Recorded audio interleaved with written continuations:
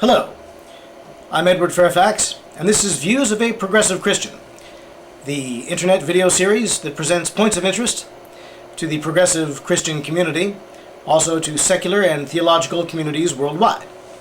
We use as our references the Holy Bible, both the Old and the New Testaments, and my own humble volume, Views of a Progressive Christian, which is available at Amazon.com, other online retailers, and which can be found at the Yahoo group, Views of a Progressive Christian.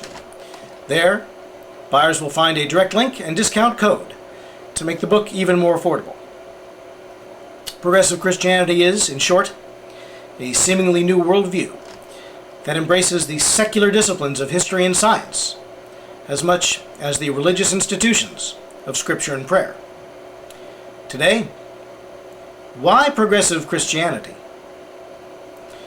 A reasonable, thorough definition, as presented in this video series and in my humble volume, answers the question what, but begs the question why. Progressive Christianity is a natural, native state of mind in the human development, its principles practiced by the best and brightest in American and indeed in world history. It is the only approach that satisfies both the rational mind and the spiritual heart. Even my scant dissertations on the examples to come in later installments of this video series, and which also are found in my book, will give any skeptic pause to look at history in a new light, a light in which science seeks to prove religion instead of to disprove it. Every secular impulse will lead mankind back into the arms of God. Progressive Christianity can be traced as far back as human recorded experience, and has been discussed and will be elaborated upon secular theology, as it would be known before the time of Christianity.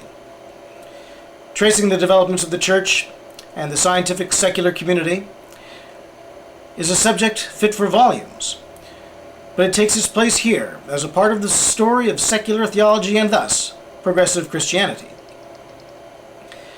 This brings us to the question why.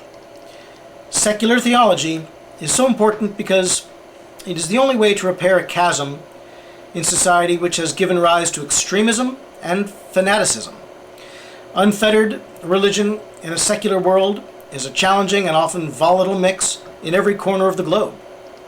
The only way to end this violent pattern of zealotry is a healthy balance of secular and religious worldviews. This dual perspective, contrary to its appearance at first blush, contradicts only the false interpretations of those who stand to profit from those distortions.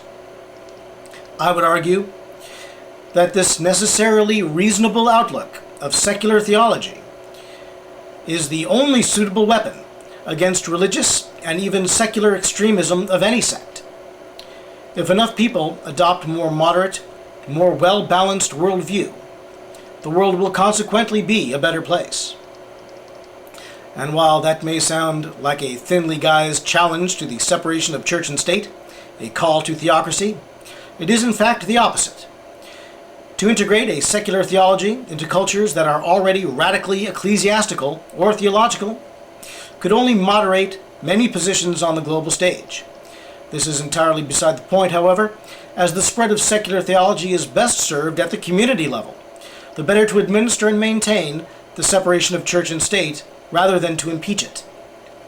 The secular theologian and the progressive Christian believe in democracy in government and religion in community. But progressive Christianity offers even more to satisfy the question why. Because secular theology is the future of both secular and religious thought, and progressive Christianity the more natural, more native, more pure practice of Christianity. The modern world is filled with individuals who are dissatisfied with the world and with their place in it. They are spiritually unfulfilled. They come from all walks of life, from religious backgrounds, or from strictly secular backgrounds such as my own. But so many people operate under one false assumption or another, that they deprive themselves of a spiritual life, of a greater intimacy with their spiritual and social histories. Progressive Christian is a fairly new term, even if the concept is not. A lot of people have never heard of it. They have no idea that they can be a faithful Christian and still believe in global warming, still be politically liberal and scientifically minded. Some of the most brilliant men in history were religious, many of them progressive Christians, hundreds of years before that term was ever used. A lot of Christian groups might not agree, but then again, it was the Catholic Church that put Galileo on trial. However, this was the work of the Church, not of the Christ. A progressive Christian worships the Christ, not the Church. A lot of would-be Christians who harbor problems with the Church have been locked out of the spiritual benefit of a full religious life, and they need not be. This is the modern world. Science and religion are not held as antithetical except by those for whom it is profitable and expedient. For the leaders of the scientific community and of the world religious communities, and at last, for the open-minded and reasonable believer, the illusion of conflict between the secular world of science and historic research and the spiritual world of religion can finally be eliminated.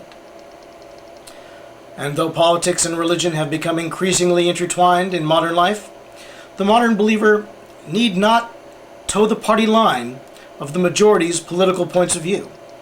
A person need not fear having their spiritual belief system entangle them in another's political or secular belief system, because a progressive Christian maintains both a healthy spiritual and secular belief system. The two things are not identical, but they are not antithetical.